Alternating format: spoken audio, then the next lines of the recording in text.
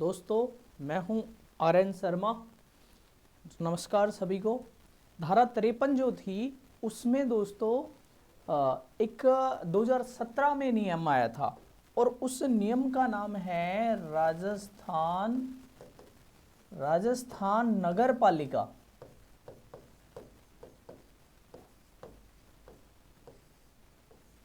राजस्थान नगर पालिका अध्यक्ष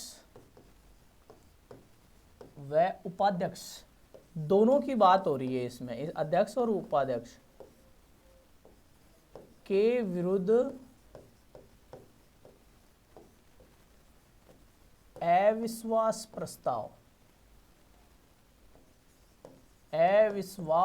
प्रस्ताव और इस अविश्वास प्रस्ताव के लिए नियम 2017 में बना था। अब ये 2017 में बना है और इससे संबंधित है, हमें पढ़ना है। हमें केवल एक्ट नहीं पढ़ना है, हमें सारा अपडेटेड पढ़ना है। ठीक है दोस्तों। तो इसमें क्या था कि राज्य सरकार है ना, वो निर्देश दे सकती है। किसको? राज्य सरकार निर्देश दे सकती है। किसको दे सकती है निर्देश? जिला कलेक्टर को। निर्देश किसको देगी? जिला कलेक्टर को।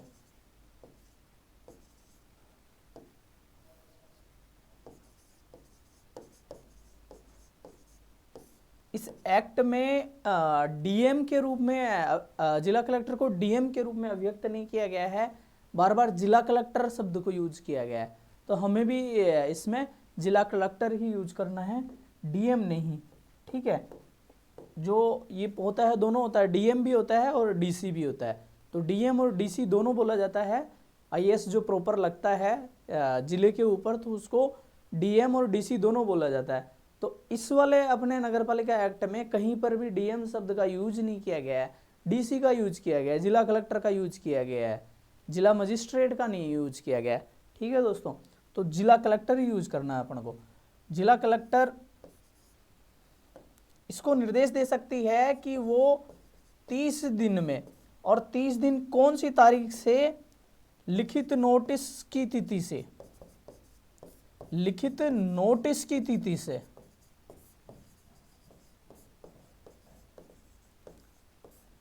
लिखित नोटिस की तिथि से 30 दिन के भीतर क्या करवाएगा? जिला कलेक्टर बैठक बुलवाएगा सभी सदस्यों की।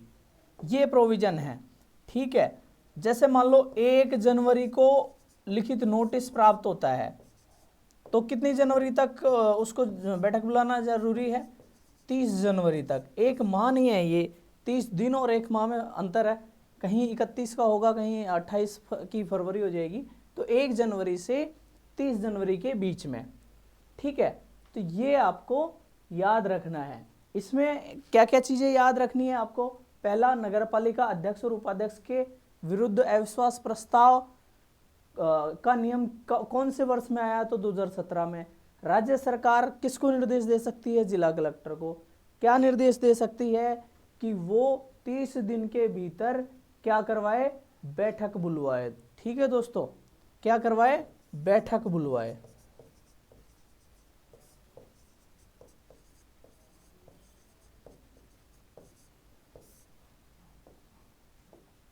बैठक बुलवाए। और ये क्या है? अनिवार्य है।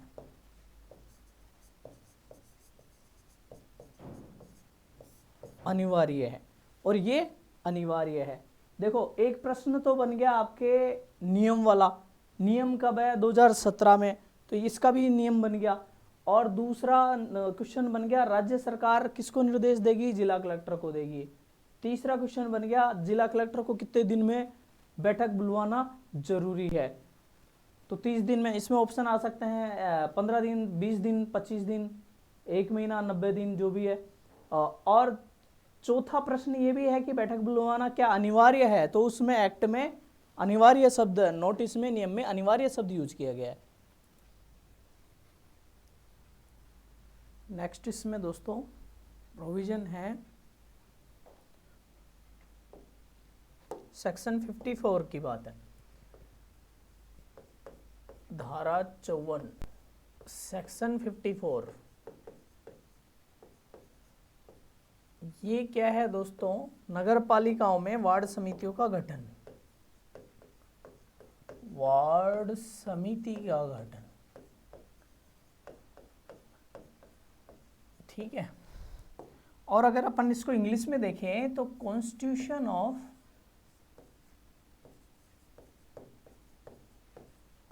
Of ward committee, wards committee. अब देखो यहाँ इंग्लिश में इन्होंने वार्ड्स कमेटी लिखा हुआ है, लेकिन हिंदी में ट्रांसलेशन करते वक्त इन्होंने केवल वार्ड समिति लिख दी। इस तरह की अशुद्धियाँ हिंदी और इंग्लिश में होती रहती हैं, ठीक है। अब इसमें क्या प्रोविजन है कि इसका गठन कैसे होगा, वार्ड समिति का गठन कैसे होगा और किस तरह की नगर पालिका में होगा, तो ये है धारा, इसकी उपधारा 1। उपधारा 1 में क्या प्रोविजन है? गठन का प्रोविजन है, गठन का प्रोविजन है। तो ये गठन का जो प्रोविजन है दोस्तों वो क्या है कि 3 लाख या अधिक, 3 लाख या अधिक, जहां जनसंख्या 3 लाख या अधिक हो वहां पर क्या किया जा सकता है? वार्ड्स कमेटी का गठन किया जा सकता है, 3 लाख या अधिक जनसंख्या। फिर दूसरा, एक या अधिक, एक से अधिक वार्ड,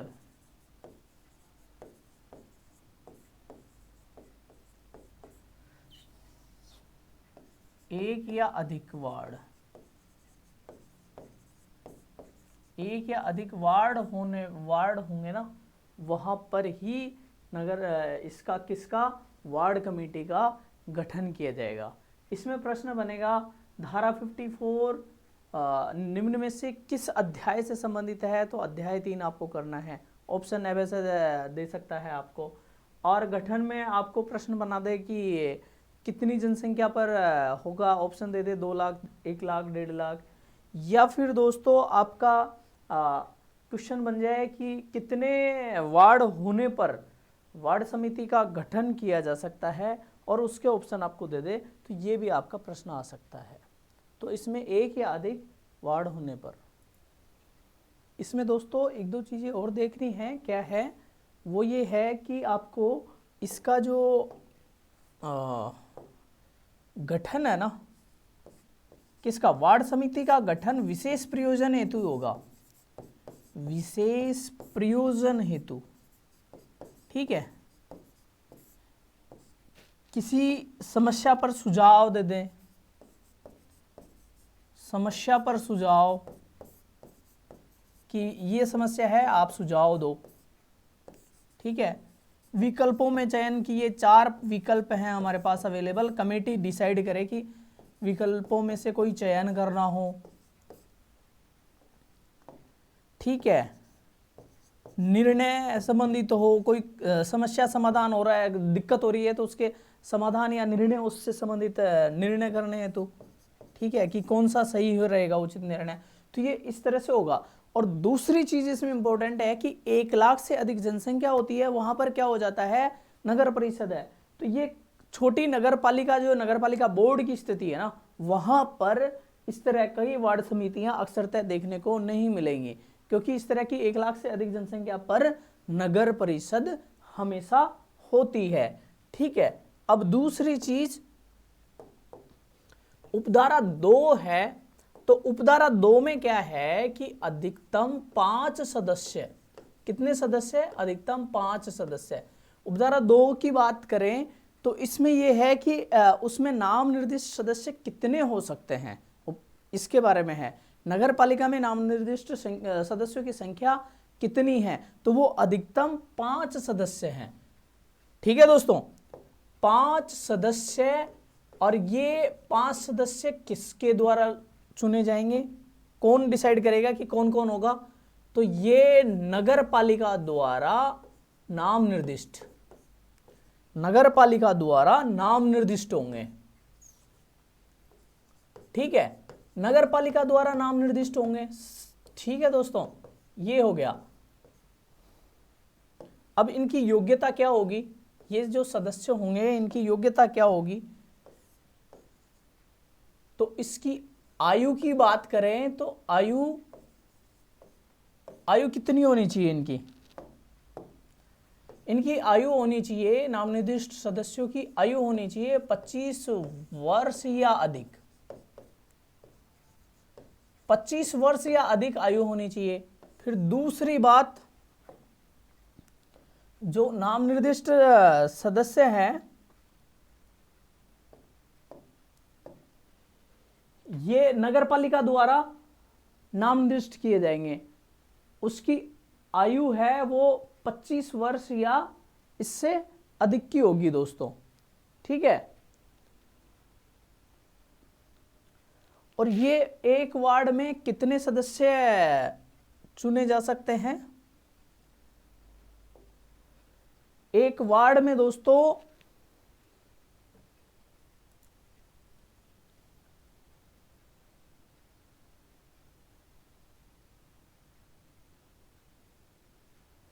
एक वार्ड में सदस्यों की संख्या नहीं है, ये है नगर पालिका प्रशासन का विशेष ज्ञान। नगर पालिका प्रशासन का विशेष ज्ञान होना चाहिए।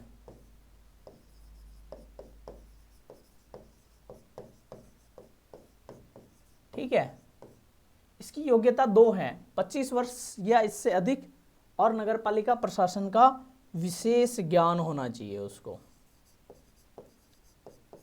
अब इसमें अपवाद भी है। अपवाद क्या होगा, निर्हरता, और ये निर्हरता किसकी होगी, सदस्य नाम निर्दिष्ट किए जाने हेतु निर्हरता। ठीक है, मैं लिख देता हूं इसमें, नाम निर्दिष्ट हेतु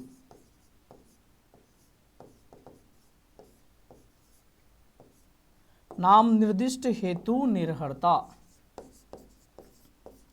इसमें दोस्तों नाम निर्दिष्ट की निर्हरताओं में क्या क्या आएगा, सबसे पहले अपन देखें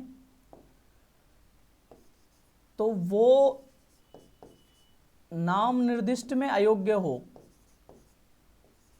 जो नगरपालिका का प्रोविजन दिए हुए हैं उनके अनुसार, नगरपालिका के प्रोविजंस के अनुसार नाम निर्दिष्ट है उसमें अयोग्य हो, नाम निर्दिष्ट में निरहर हो।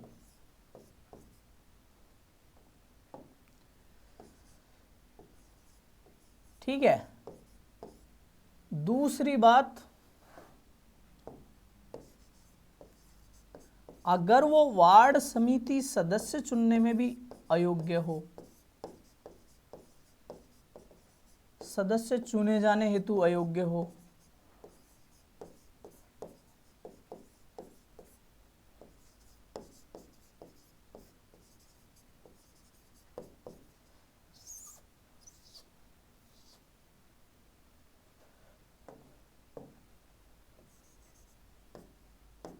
ठीक है,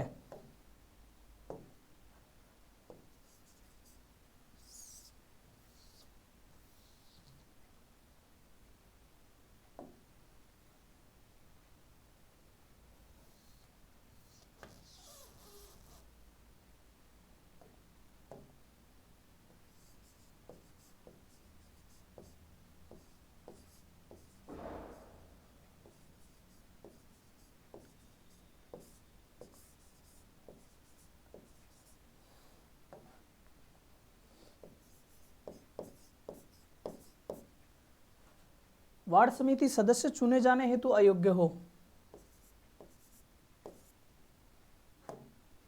तीसरी चीज है,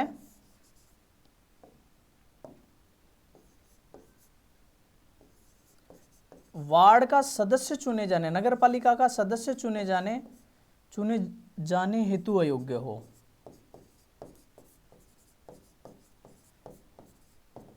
इसमें दोस्तों एक तो ये हो गया आपके कि नाम निर्दिष्ट सदस्य चुने जाने होने हेतु, अयोग्य हो, वार्ड समिति सदस्य चुने जाने हेतु अयोग्य हो और सदस्य चुने जाने हेतु 3 तरह की अगर उसकी अयोग्यताएं हैं तो वो सदस्य नाम निर्दिष्ट नहीं किया जा सकेगा।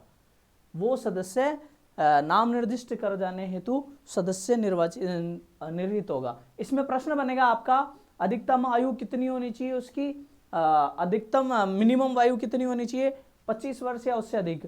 ठीक है। दूसरा प्रश्न बनेगा कि अधिकतम कितने सदस्य नाम निर्दिष्ट किए जा सकते हैं, 5, 7, 10। तो यहाँ एक प्रश्न बन गया, उसको योग्यताओं हेतु निम्न में से कौन से कथनों पर विचार कीजिए, कथन दे दें और ये योग्यताएं दोनों दे दें या और दे दें, तो उससे संबंधित क्या आएगा, आपको कथन करना है, कथन कारण सत्य असत्य करना है।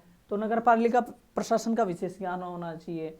नाम निर्दिष्ट हेतु अयोग्यताओं में 4 अयोग्यताएं दे दी कि इनमें से कौन सी अयोग्यता नहीं है, निरर्हता नहीं है, ये 3 ये दे दे, चौथा एक और बना के दे दे जो निरर्हता नहीं हो।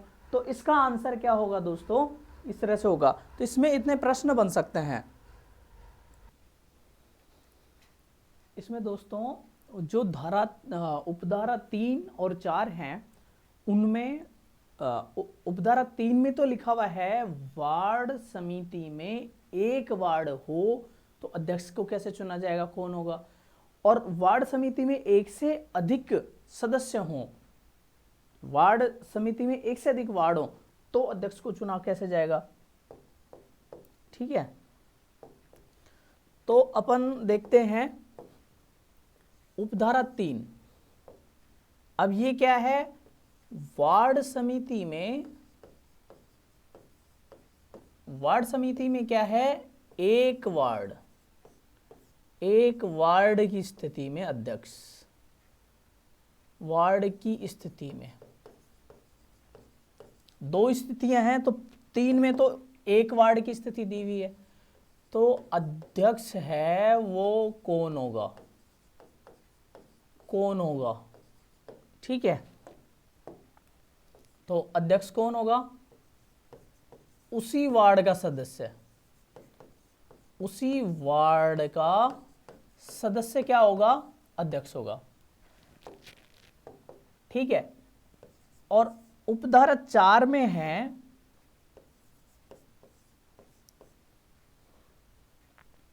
वार्ड समिति में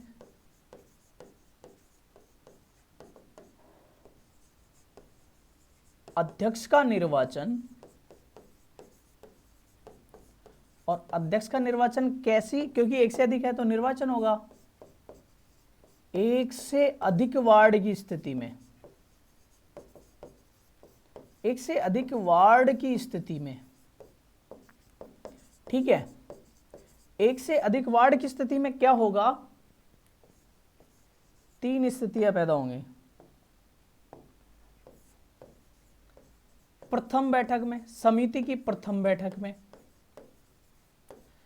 बैठक जैसे मान लो अप्रैल में समिति मार्च में बनती है या अप्रैल फर्स्ट वीक में बनती है और उसकी प्रथम बैठक सेकंड वीक में हो जाती है, तो उस प्रथम बैठक में ही, अप्रैल की प्रथम बैठक में ही क्या किया जाएगा, अध्यक्ष का चुनाव होगा। फिर प्रथम बैठक वाले महीने में,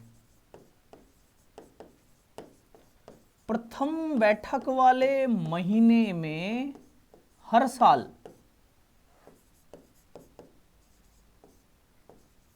प्रथम बैठक में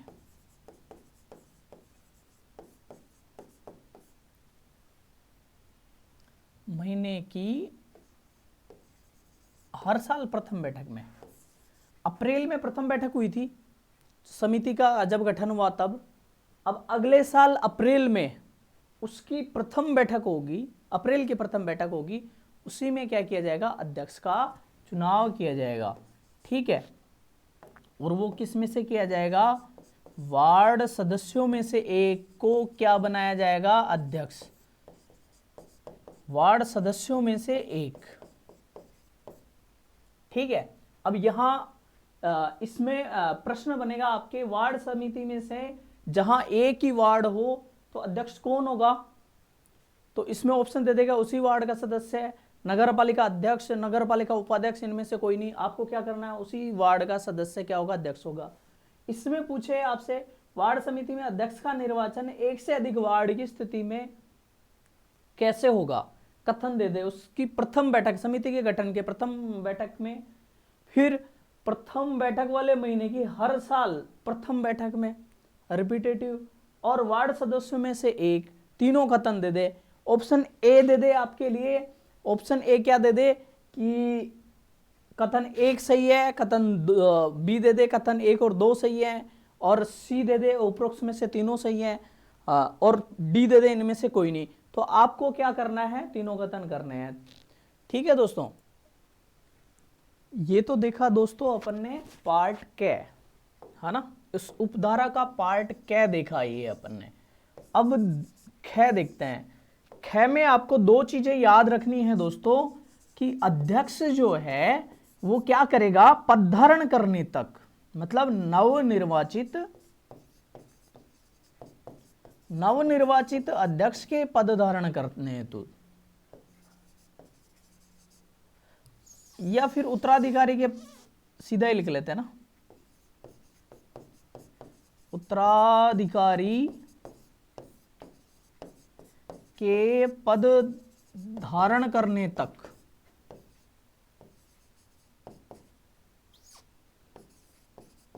पद धारण करने तक पद पर रहेगा। ठीक है, तब तक क्या करेगा, पद का कार्य करेगा। और जो ये अध्यक्ष है ये क्या करेगा, नव निर्वाचन या पुनर्निर्वाचन लिखते हैं ना अपन, पुनर्निर्वाचन हेतु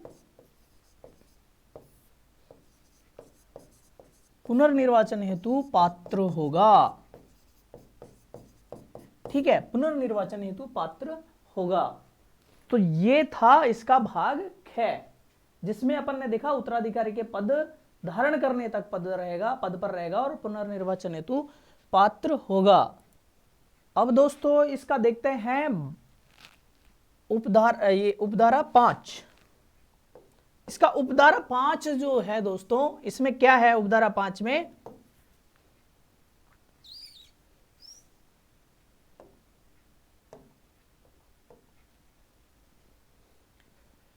अध्यक्ष जो है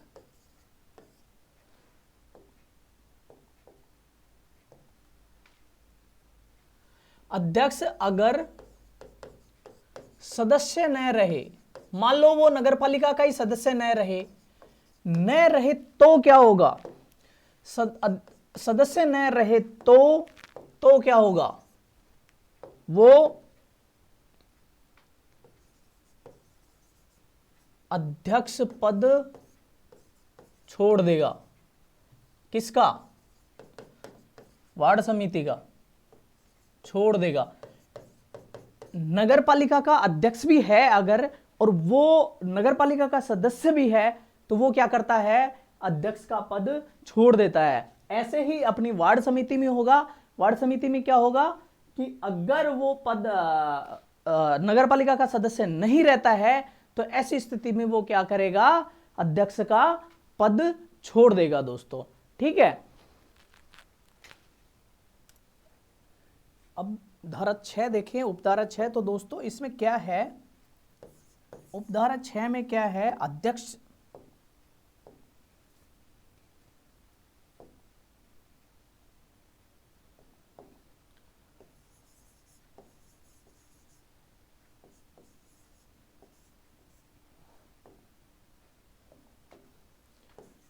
जो अध्यक्ष की अवधि पूर्व पद अगर रिक्त कर दे, अध्यक्ष अवधि पूर्व पद रिक्त कर दे,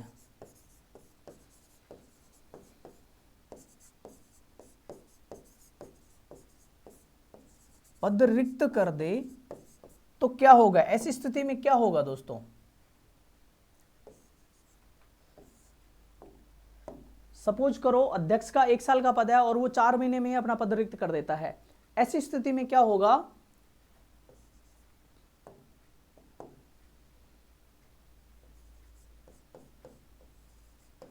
नए अध्यक्ष हेतु अपनाई गई प्रक्रिया द्वारा गई निर्वाचन प्रक्रिया की तरह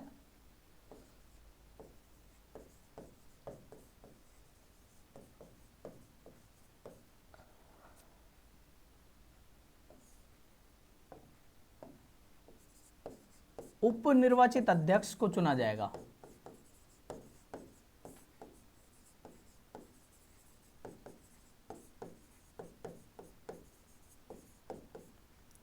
मतलब इसके लिए अलग से प्रक्रिया नहीं होगी, इसकी जो निर्वाचन की प्रक्रिया है दोस्तों वो क्या होगी, वही प्रक्रिया होगी जो नए अध्यक्ष को चुनने के लिए की जाती है। ठीक है, और दूसरी बात यह है पुनर्निर्वाचन के लिए योग्य होगा। एक बार अध्यक्ष बन गया तो वो क्या होगा, दोबारा भी निर्वाचन के योग्य रहेगा दोस्तों। ठीक है, हम लोग अचरोल में एक नदी में रहते हैं, तो नदी में मतलब हमारा एनवायरनमेंट ऑडिट का इंस्टीट्यूट है, मेरा ऑफिस है, ट्रेनिंग सेंटर है, जिसमें यूपीएससी क्वालिफाई लोग आते हैं, उनको हम ट्रेन करते हैं। मैं नहीं करता हूँ, फैकल्टी को यार आते हैं, हम अरेंजमेंट्स में है, सेंट्रल गवर्नमेंट का ऑफिस है। बहुत ठंडी जगह है यहाँ पर, अभी से मतलब नवंबर में ही बहुत अच्छी ठंड पड़ रही है। आपको मेरे जैकेट वैकेट पहन के लग भी रहा होगा। तो दोस्तों इसमें अध्यक्ष अवधि पूर्व पद रिक्त कर दे तो दो स्थितियां बनेंगी। अध्यक्ष पद हेतु अपनाई गई निर्वाचन प्रक्रिया की तरह उपनिर्वाचित अध्यक्ष है उसकी वही प्रक्रिया होगी जो नए अध्यक्ष को चुना जाता है। और दूसरी बात पुनर्निर्वाचन के योग्य होगा दोस्तों। ठीक है, अब उपधारा 7 देखते हैं, इसमें क्या है। इसमें उपधारा 7 में अवधि के बारे में है। अवधि जब तक नगरपालिका चलेगी, जब तक नगरपालिका चलेगी तब तक ये क्या चलेगी, वार्ड समिति चलेगी। तब तक वार्ड समिति रहेगी।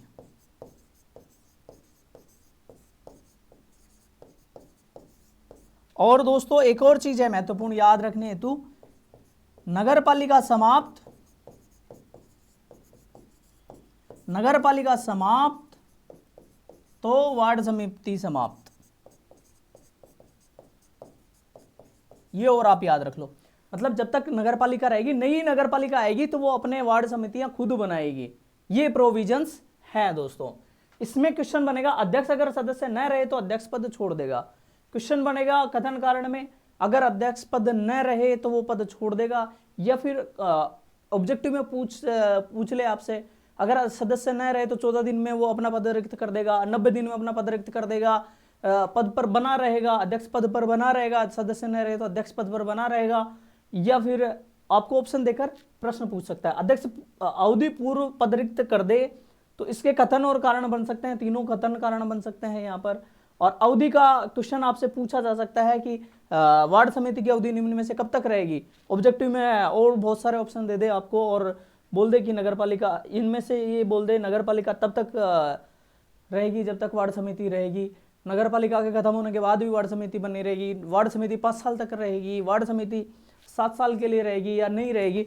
इस तरह से आपको ऑब्जेक्टिव प्रश्न वो बनाकर दे सकता है। नगरपालिका उपधारा 8 देखेंगे दोस्तों, इसमें क्या है आपके उपधारा 8 में है नगरपालिका परिभाषित करेगी। कौन करेगी, नगरपालिका परिभाषित करेगी। ठीक है,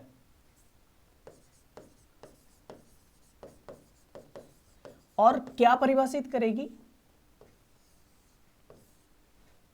क्या परिभाषित करेगी, वार्ड समिति के क्या क्या परिभाषित करेगी कि वार्ड समिति के कार्य और कर्तव्य क्या है। पहला, क्या क्या कार्य हैं एवं कर्तव्य, कि नगरपालिका को क्या क्या कार्य करना चाहिए। ठीक है, अब दोस्तों बात करें नंबर 2, तो इसका नगर पालिका, इसका वार्ड समिति का कार्य क्षेत्र, इस कार्य क्षेत्र का मतलब आप समझ रहे हैं क्या है? ये है कितने वार्ड होंगे, कितने वार्ड शामिल होंगे नगर इस वार्ड समिति में। ठीक है, वार्ड समिति में कितने वार्ड शामिल होंगे, 1 होगा, 5 होंगे, या 3 होंगे, या कितने वार्ड शामिल होंगे। और तीसरी चीज नगर पालिका परिभाषित करेगी प्रक्रिया एवं नियम। किसके प्रक्रिया एवं नियम? किसके? वार्ड समिति के।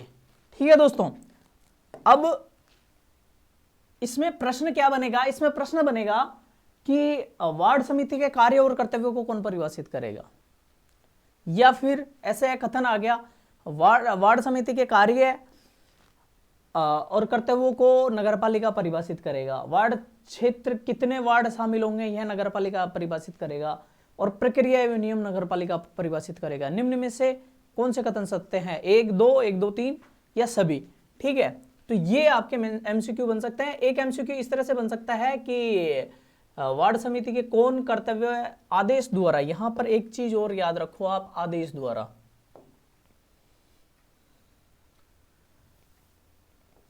आदेश द्वारा। ठीक है, मैंने इसका एक इस तरह का क्वेश्चन भी बनाया है। क्या क्वेश्चन बनाया है? वो क्वेश्चन ये है कि नगरपालिका का वार्ड समिति के कार्य, कर्तव्य, कार्य क्षेत्र एवं प्रक्रिया एवं नियम तीनों को निम्न में से कौन परिभाषित करेगा। उसमें ऑप्शन है राज्य सरकार आदेश द्वारा, राज्य सरकार अधिसूचना द्वारा, नोटिफिकेशन द्वारा, और राज्य नगरपालिका आदेश द्वारा। सी ऑप्शन ये दे दिया, और डी ऑप्शन जिला कलेक्टर द्वारा दे दिया। अभी बनाया तो मुझे याद रह गया। ठीक है, तो इस तरह से ये ऑप्शन है, और फिर व्याख्या है इसकी, ये आपको याद होना चाहिए। इसके बाद है गणपूर्ति। अब ये गणपूर्ति की बात करेंगे दोस्तों, तो गणपूर्ति क्या है? कोरम।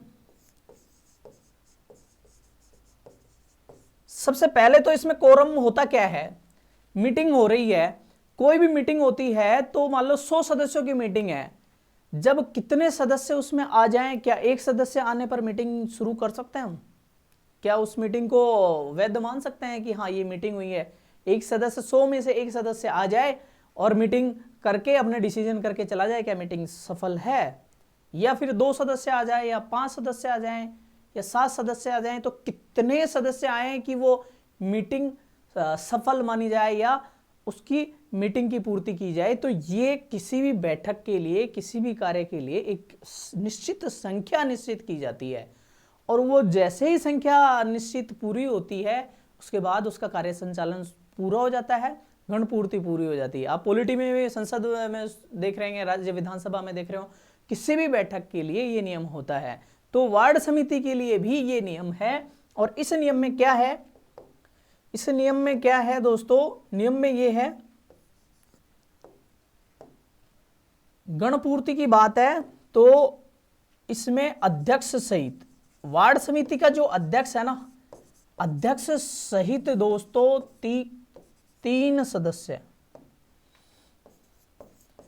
3 सदस्य होने चाहिए। अध्यक्ष सहित 3 सदस्य होने चाहिए, पहली बात। ठीक है, और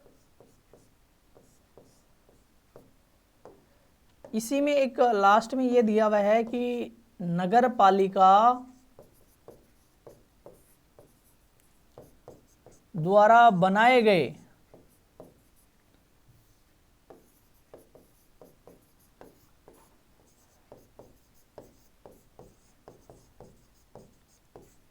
नियम एवं प्रक्रिया,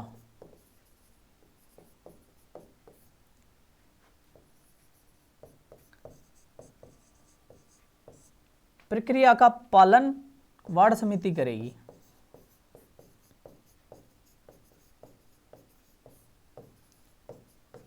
मेरे को लगता है कोरम की परिभाषा यहां लिखने की जरूरत नहीं है। ठीक है दोस्तों, तो इसमें गणपूर्ति में आपसे प्रश्न पूछा जाएगा कि अध्यक्ष सहित कितने सदस्य होने चाहिए? 4 होने चाहिए, अध्यक्ष सहित 3 होने चाहिए, अध्यक्ष सहित 5 होने चाहिए, बिना अध्यक्ष के 3 होने चाहिए, इस तरह का मैंने प्रश्न भी बनाया। तो ये गण पूर्ति संबंधित है। तो ये आपकी धारा 24 कंप्लीट हो गई है दोस्तों। धारा 54, अपन धारा 54 को यहां से देख रहे हैं। और देखो पूरा डिटेल से हमें पढ़ना है, और कुछ लोग बहुत छोटा और पुराना एक्ट पढ़ा रहे हैं 2009 का, तो कृपया करके उसको मत पढ़ो, मेरी बात मान लो, क्योंकि 2009 वाले एक्ट में बहुत सारी जगह चेंज हो चुका है, और फिर आपको लास्ट मोमेंट पे ना तो पुराना याद रहेगा ना नया याद रहेगा, आप कंफ्यूज हो जाओगे। तो पहले ये नया वाला अच्छे से पढ़ लो, और उसके बाद में अगर आपको अच्छे से याद हो जाता है तो पुराने वाले को भी पढ़ लो, कोई दिक्कत नहीं है। ज़्यादा कितने ही 50 किताब याद करो एक बार में, चाहे 100 किताबें याद करके जाओ, कोई दिक्कत नहीं है मुझे, पर आपको ये जो मैं पढ़ा रहा हूँ ये अच्छे से याद होना चाहिए। 20 कोचिंगों के पास जाके पढ़ो, कोई दिक्कत नहीं है, लेकिन ये वाला पार्ट जो मैं पढ़ा रहा हूँ अच्छे से पढ़ो, ठीक है। ज़्यादा ज्ञान नहीं देना, बात पढ़ाते हैं। वार्ड समिति का गठन क्या है? कॉन्स्टिट्यूशन ऑफ वार्ड कमेटी, ठीक है। गठन की बात है, गठन क्या होगा? 3 लाख या अधिक जनसंख्या होने पर एक या अधिक वार्ड होंगे उसमें, है ना, एक या अधिक वार्ड हो सकते हैं, एक भी हो सकता है, अधिक भी हो गए। विशेष प्रयोजन, समस्या सुझाव, विकल्पों का चयन और निर्णय करने हेतु, तो इस तरह से ये सारी चीजें इसमें है, और ये सारा है आपका धारा 54। अब नेक्स्ट वीडियो में अपन 55 देखेंगे, ठीक है दोस्तों, ज्यादा लंबा नहीं वीडियो। धन्यवाद।